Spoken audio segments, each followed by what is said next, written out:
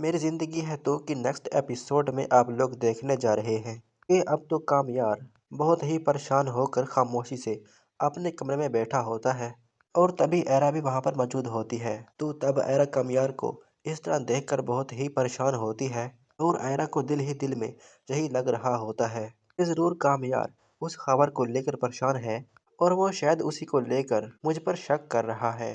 तो तभी एरा कामयार के पास जाती है और उसे कहती है, अगर तुम्हें लगता है खबर को हमारे घर तक पहुंचाने हमारे कमरे तक पहुंचाने में मेरा हाथ है तो ऐसा कुछ भी नहीं है। तो ये सुनकर कामयार कहेगा, ऐरा मैंने तुमसे ऐसी बात कब कही?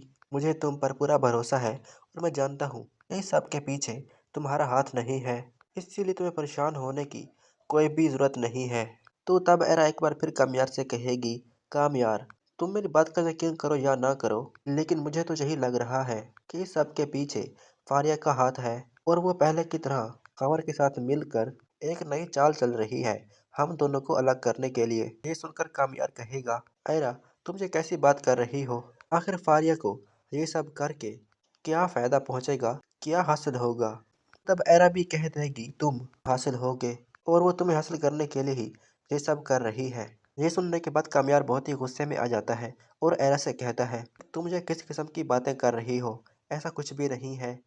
ये सुनकर ऐरा कहेगी, तुम ये बात इतने यकीन से कैसे कह सकते हो? ये सब में फारिया का हाथ नहीं है। हालांकि तुम तो ये बात अच्छी तरह जानते हो कि यही फारिया एक बार पहले भी हम दोनों के दरमियान इतनी बड़ी गलतफहमी पैदा कर चुकी है और जिसका खामियाजा हम आज तक भुगत रहे हैं।